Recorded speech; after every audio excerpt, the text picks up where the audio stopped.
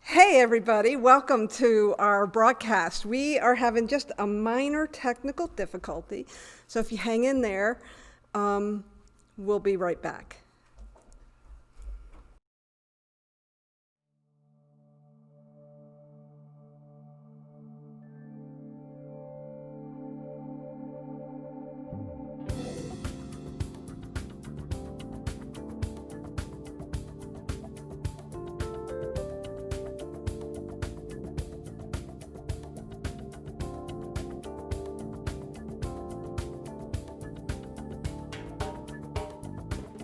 I am the center of creation. I am a seed planted in the stillness. I am the center of creation. Fertile ground for the highest thoughts of God. I am the center of creation. I am a tree rooted in fullness. I am the center of creation. Fertile ground for the highest thoughts of God. I am the center of creation. I am complete, living in wholeness. I am the center of creation. Fertile ground for the highest thoughts of God.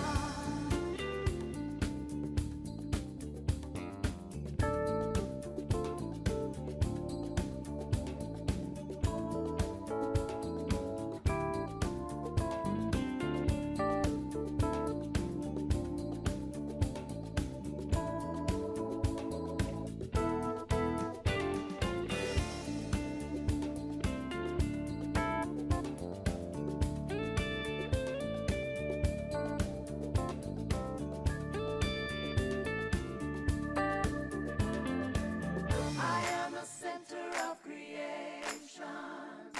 I am a seed planted in stillness. I am the center of creation. Fertile ground for the highest thoughts of God. I am the center of creation.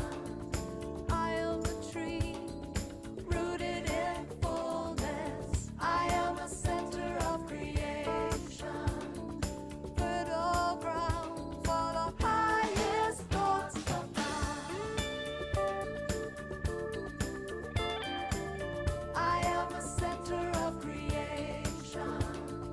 I am complete, living in wholeness. I am the center of creation. Good morning, everybody, and welcome to our broadcast here. My name is Reverend Alice Reed, and I am the spiritual leader here at Centers for Spiritual Living Santa Cruz. We are broadcasting from our center here in Live Oak, and we want to welcome you here. It's really great to be with you again on this Sunday morning. I have a wonderful opening piece of music for you. We have John David back, and he's playing a beautiful song with Beth Freewoman, so enjoy. I can just, yeah.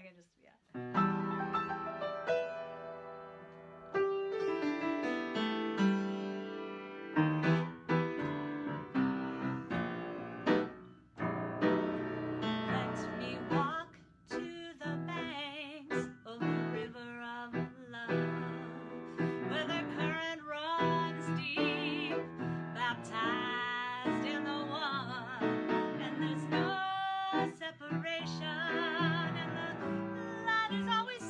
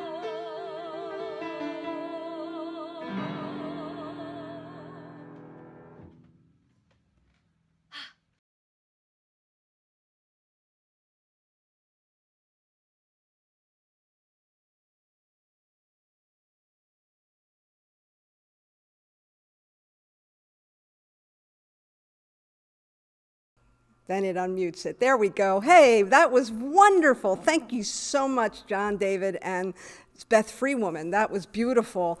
You'd rocked my soul this morning, and I think we all needed that. What a refreshing thing to see John David again. We miss him so much.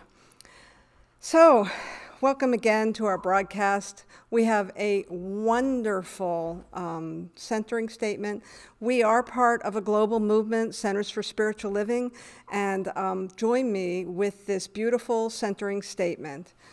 We are a spiritually progressive community that transforms lives and the world through a philosophy of possibility thinking and responding to life with love.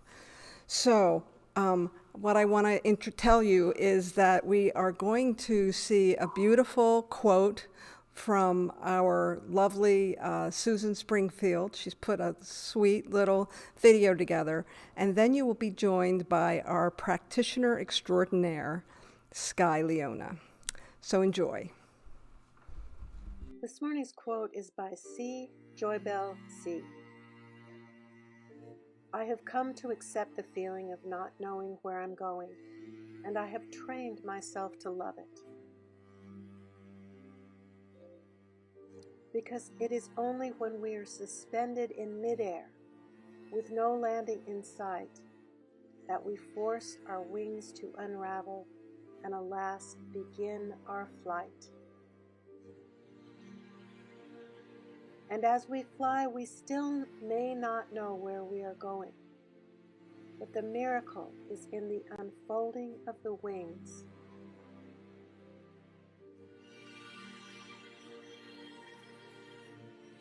So long as you spread your wings, the winds will carry you.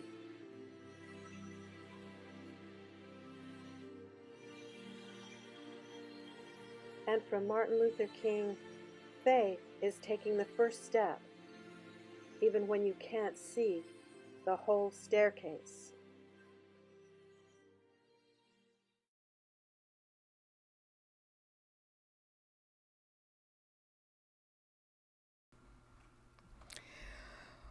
That was beautiful. And as we center, taking a few deep breaths, allowing our bodies to relax,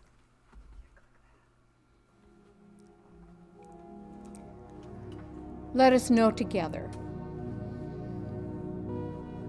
that there is one creative activity going on all of the time, forever and ever. It is and imbues all life, all circumstances, all things. There is no place or circumstances where it is not active.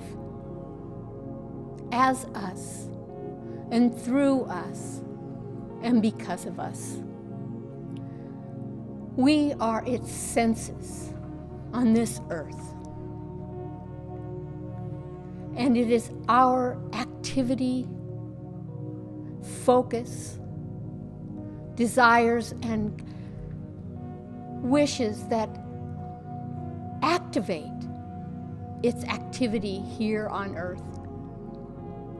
It is in a variety of expressions that gives me awe deep in my heart. This absolute, astounding essence available to me and to you, as us and through us. So here now, I am making this claim, this intention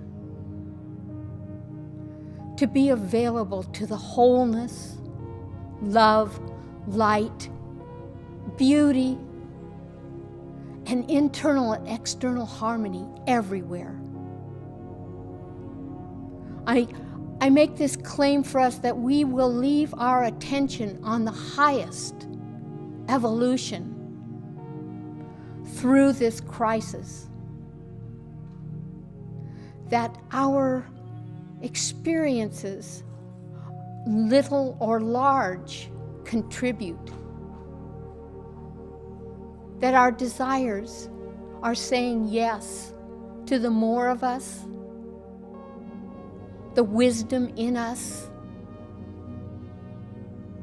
And as humanity, we embrace the nurturing vitality of this earth right now. We take umbrage with our family and say, let us reach out, open up our arms to all existence. I know that this is who we are and this is our truth. And I am grateful for knowing who and what I am. As you are, we are co-creators and individualized expressions as the potential that the universe has expressed up until this very moment. So from this point on, let our love and compassion be our guide. I'm allowing it.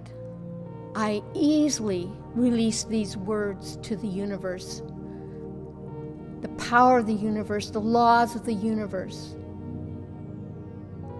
And I easily expect to see bloom around me that which causes such astounding variety and potential. So I'm going for it. This is it. And so it is. Thank you.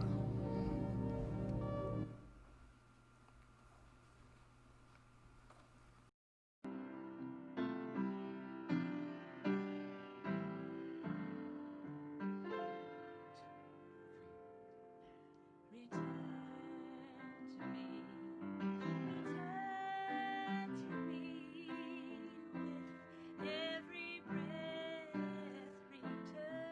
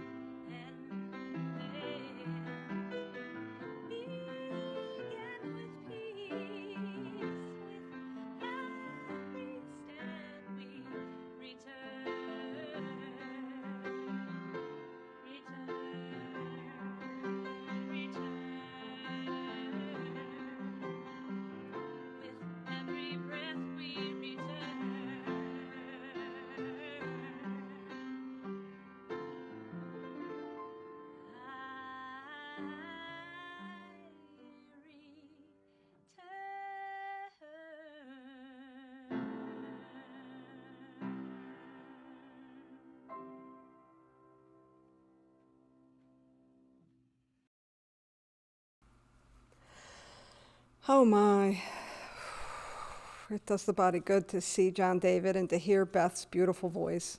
Thank you so much, John David and Beth Freewoman. We really enjoy your presence here today with us on our broadcast. So I am Reverend Alice Reed, and I want to welcome you to our Sunday gathering this morning. We may not be together physically, but we are certainly together in the ethers and through this broadcast on YouTube Live. So thank you for joining us. This month's theme is mindfulness for mavericks. And when you look up the term maverick, it really speaks to this idea of unorthodoxy. So when I think about mindfulness, I think about this being clearly and consciously centered in my thoughts, feeling that alignment within my own body temple and within my mind and my heart. And yet now we want to bring in this idea of being a maverick, being unorthodox in our mindfulness. And I think these times that we're in really call for that.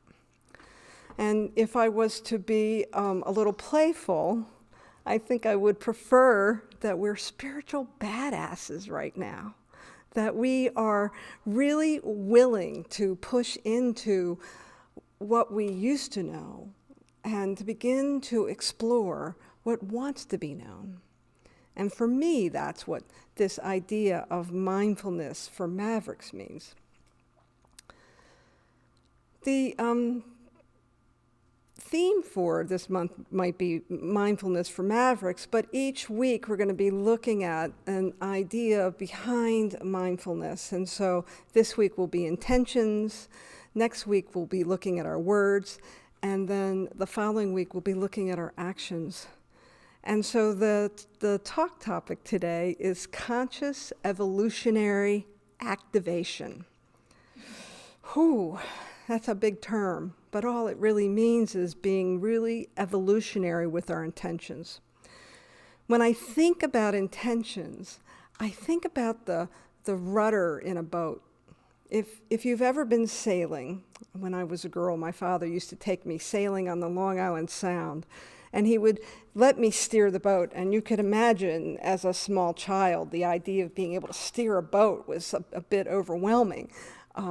But he simply said, even though the water is vast and wide, that all I needed to do was to find some place on the landscape and begin to move the rudder so that I would point the boat in that direction.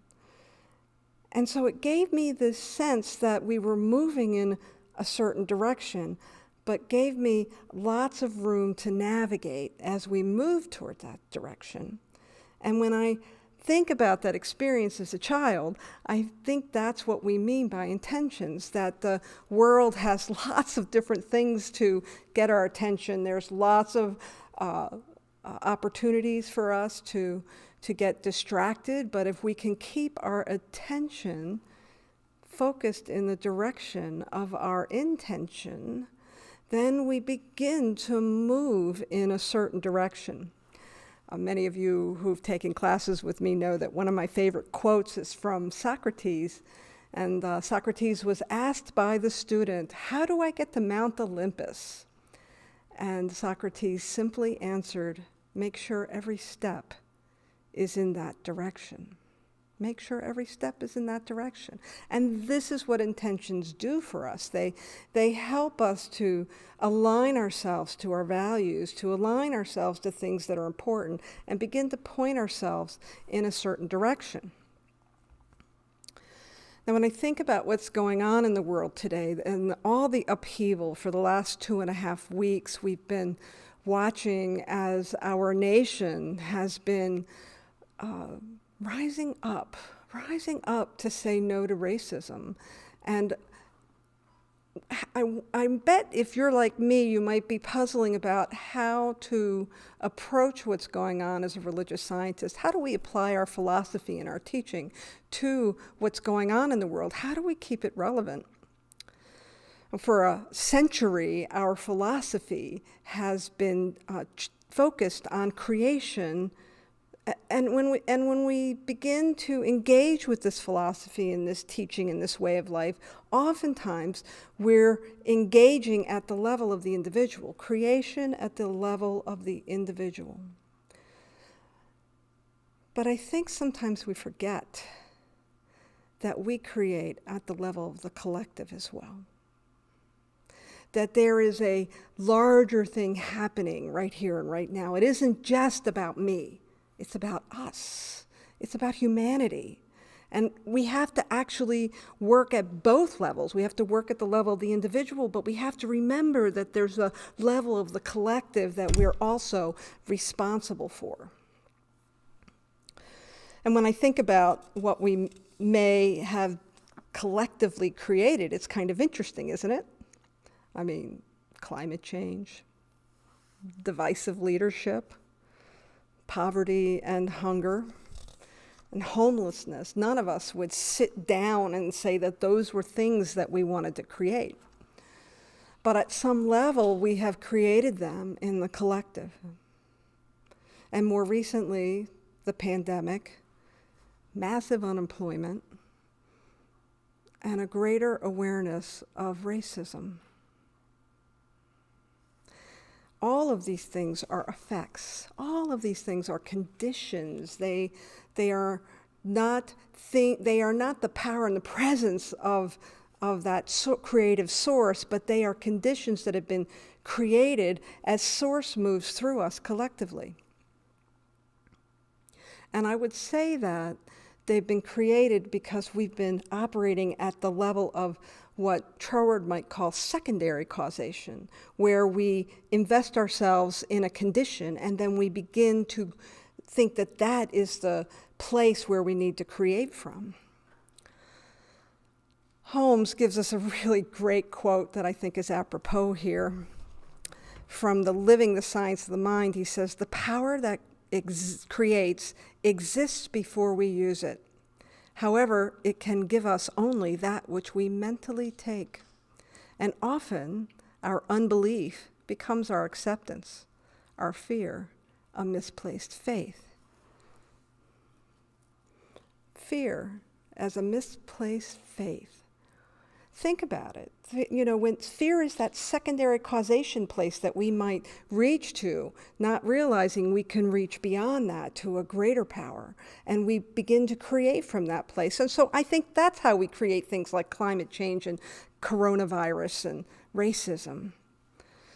I recently read a beautiful article in the National Review. Now, for those of you who know publications out there, the National Review is a very conservative publication. And yet this article was so relevant, and I felt really spoke to the issue of racism at the level of our values. The author talked about how our nation was founded on very high ideals. Ideals that, while beautiful, didn't apply to all. We said they did, but they didn't. So if you'll change to the next slide, please. I want to share with you the first few lines of the Declaration of Independence. And today being Flag Day, it seems like a perfect day to look at our Declaration of Independence.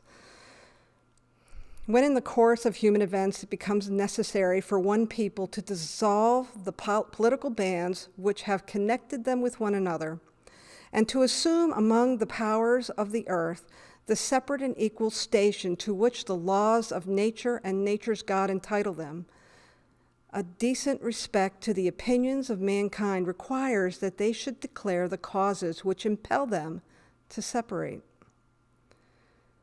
We hold these truths to be self-evident, that all men are created equal, that they are endowed by their Creator with certain unalienable rights, that among these are life, liberty, and the pursuit of happiness.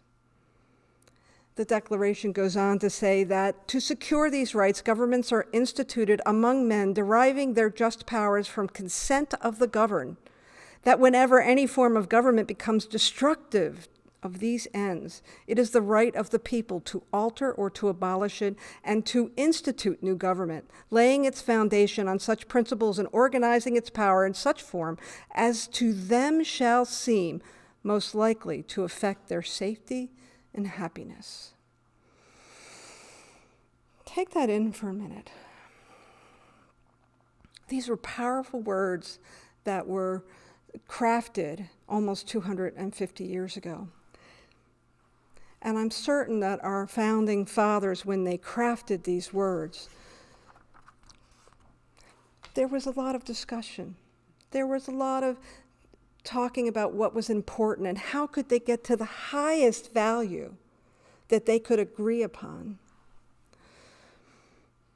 The problem is that some of the people who agreed upon this statement were not in alignment with these very words as they were slave owners. And so I'd like to propose that you consider that as our founding fathers created this beautiful country with the highest ideals that we could live by, that there was some incongruency in them. That there were individuals that weren't in alignment with these values to such a degree that it affected their actions, and that they continued to operate through their fear, that they continued to make choices based on limiting ideas. And of course, those choices were to enslave individuals, to work for them, to help create their wealth, to help run their farms, at the diminishment of the slave's well-being. Now, I know that probably none of us, nobody listening to this broadcast certainly, would ever condone such behavior 244 years later. Nobody would want to be a slave owner and to create an experience for an African American that was so egregious. But the reason I bring this up is because I think it's really relevant today for us to look at this idea that there was a high intention that was set by our founding fathers, and yet it is the sins of our fathers, the sins of our founding fathers, knowing that sin really represents missing the mark. It was the sins of our fathers that created this country. And we built on top of those sins. And we created on top of that incongruency. And therefore, everything that we have created has been touched by that. I wouldn't go so far as to say tainted, but I would say touched by that. And so I think we have to come face to face with what has been layered upon layered in our country, and understand that while there are many demonstrations going on right now, the reason is that we have woken up and that our awareness is coming up, and that we're calling this out. We're calling this grave mistake of having a high ideal and then not taking actions that were in alignment with that ideal. We need to call that out and bring that to our awareness, because when we set intentions, it requires that we take every step in the direction of those intentions. Congruency is what creates, and that greater alignment is what brings us into a alignment with the creative power. Many of you who come here on Sunday you have seen this next chart that I want to share with you. It's the creative process chart. And in the creative process, you'll see that we have 3 layers of that creative process. And oftentimes the way I refer to it is the seed, the soil, and the plant. We plant a seed of truth into the soil of the subjective or our beliefs, and it creates our experience. And so what I know is that Declaration of Independence created and planted the seeds of freedom and equality and liberty, but it had to travel through fear and lack and limiting ideas. And the result Now you'll notice I haven't been focusing on the positive things because they're pretty obvious. There is great freedom in our country. There is an ability for us as citizens to, we have so much freedom and liberty, but it doesn't work for all of us. There's a good portion of our population that feels oppressed, that lives in poverty, that deals with racism on a daily basis. And so I bring this up for you. I share this model with you because I think we all need to be more aware of what's in our subjective, what's in the subconscious, and to tease it out and to get clearer and to make intentions that we're willing to back up with actions so that we create this world that works for everyone. Theodore Johnson, who wrote that wonderful article in the National Review, writes, "A new normal that will alter the American way of life in some significant fashion awaits." As a nation, we need to do our shadow work. I'm really clear personally. I have a spiritual practice where I do my own shadow work. I look for those things that are hidden from my own view, and I try to tease them out, and I try to get clearer.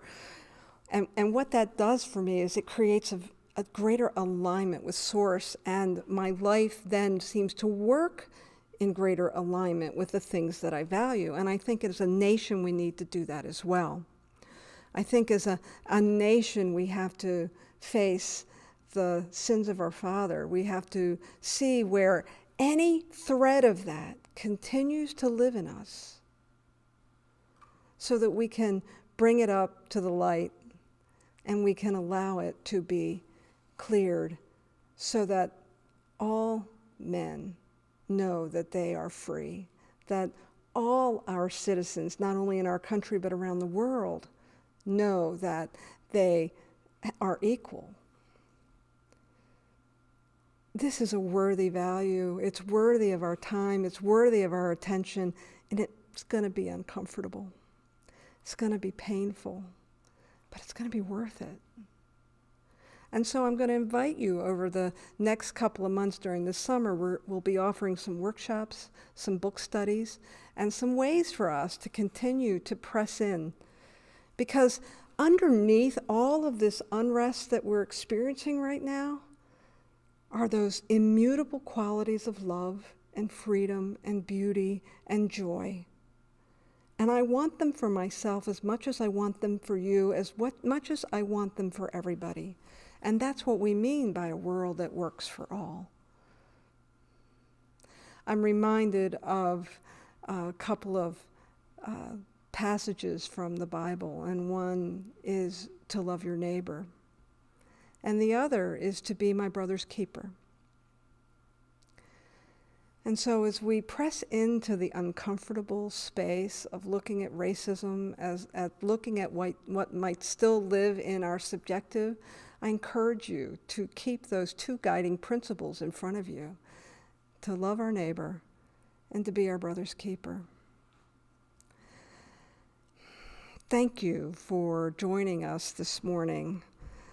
I want to go ahead and take us to that place of prayer where we can know our oneness with one another. So join me if you will. There is indeed a power and a presence that moves in, as, and through all life. I know this presence to be God. I know this presence to be love. I know this presence to be freedom, equality, joy, and wholeness. I trust that as we press into the uncomfortable places, as we press into those places where we might be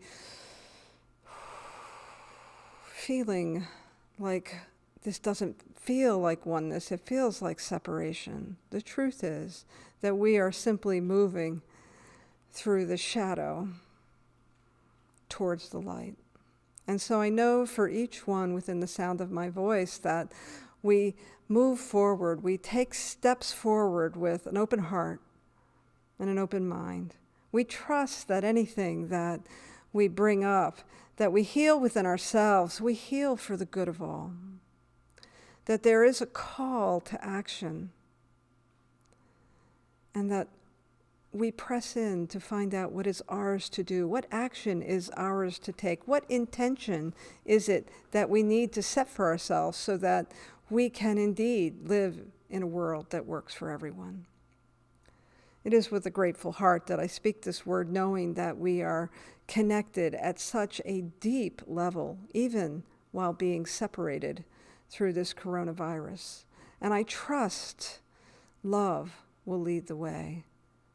And I trust that law will make it possible.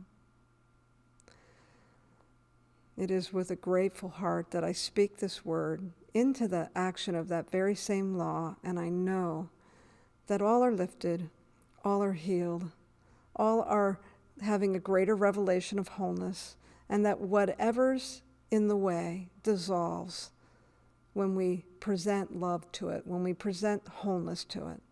And so it is with gratitude that I simply release this word, knowing it is done.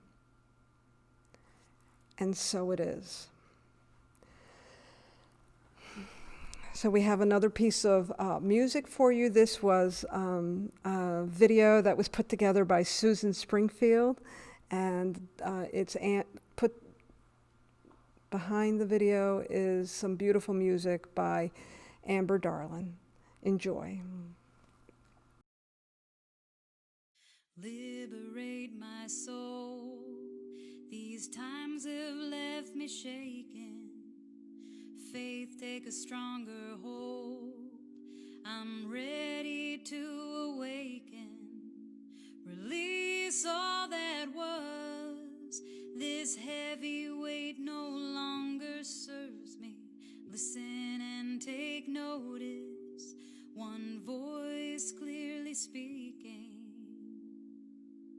We are sacred, we are safe. May peace forever be an offering. We are holy, we are whole. This light burns brighter than ever before. We are sacred, we are safe. May peace forever be an offering. We are holy, we are whole. This light burns brighter than ever before.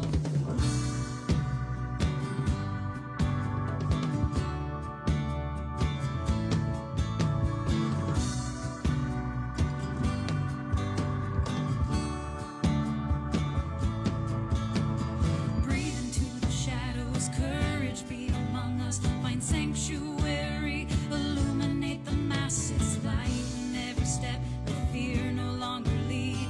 Lift up our gaze and know that we are free. Breathe into the shadows, courage be among us. Find sanctuary, illuminate the masses. Lighten every step, let fear no longer lead. Lift up our gaze and know that we are free. We are sacred, we are safe. May peace forever be an offering. We are holy, we are whole. This light burns brighter than ever before. We are sacred, we are safe. May peace forever be an offering. We are holy, we are whole. This light burns brighter than ever before. Breathe into the shadows, courage be among us. Find sanctuary, illuminate the masses. Lighten every step, let fear no longer lead. Lift up our gaze and know that we are free.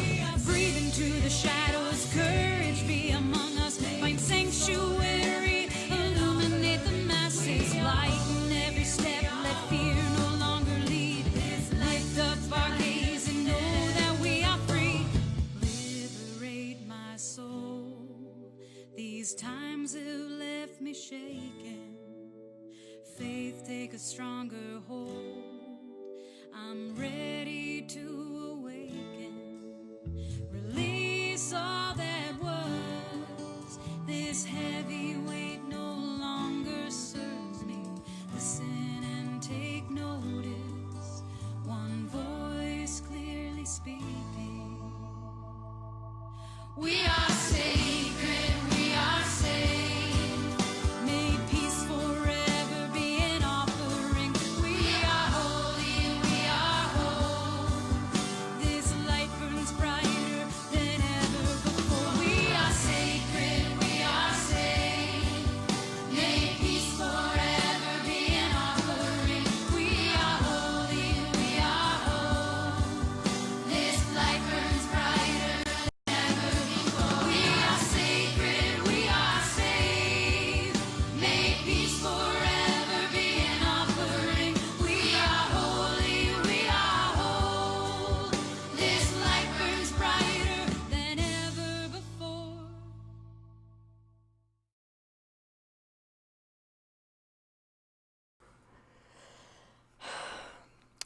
Thank you, Susan, and thank you, Amber, for your beautiful contribution to our service this morning. This is our weekly affirmation, and so I'm going to invite you to say this with me. I co-create for the greater good. My intentions are clear and powerful. I want to thank you for coming here this morning, and also I want to ask that if you found some value here and you would like to donate to our center, there's many ways that you can do that. You can mail a check to our street address. We check the mail every day. We have a couple of digital ways that you can contribute. You can go right to our website. There's a donate button on the first page. You can use an app called Givelify. You can also text to give.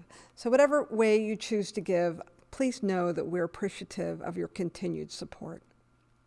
I also want to thank this morning our support here. We've got a crew that you can't quite see on the other side of this camera as we're broadcasting from our center. So I want to thank Susan Pankratz and Nancy Laskagian. I want to thank Mohini Peters and Sky Leona for her beautiful treatment. I want to thank Debbie Bratby for her keeping us safe and making sure that we have masks on when we're not in front of the camera and that we're sanitizing the center.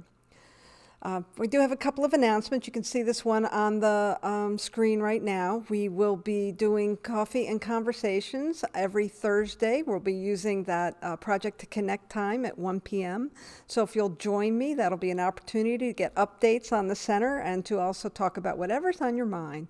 There's a lot going on in the world right now, and this is a safe place to just explore. So I hope you'll join us for that.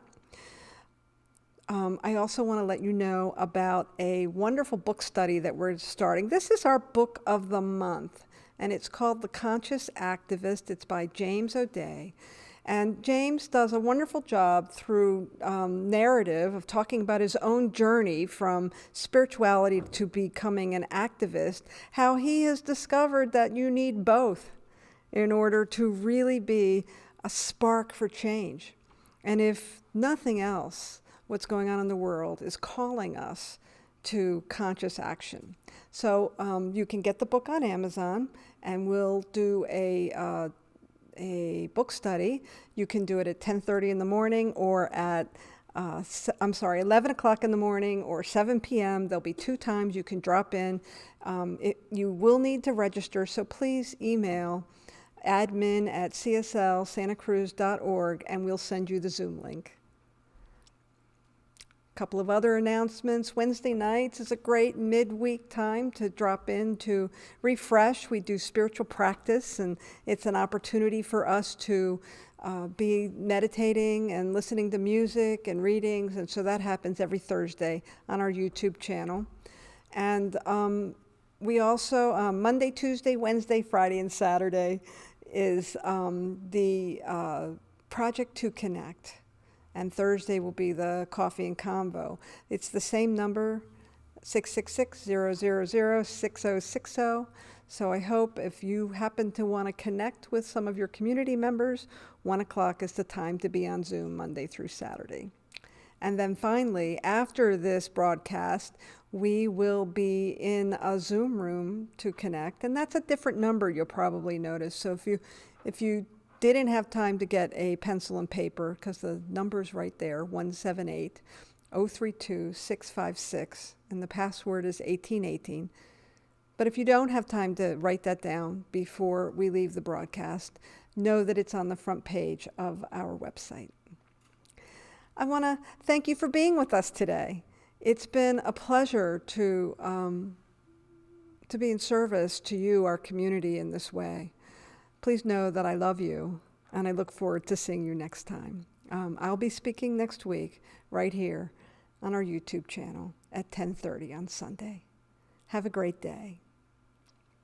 Now end the broadcast.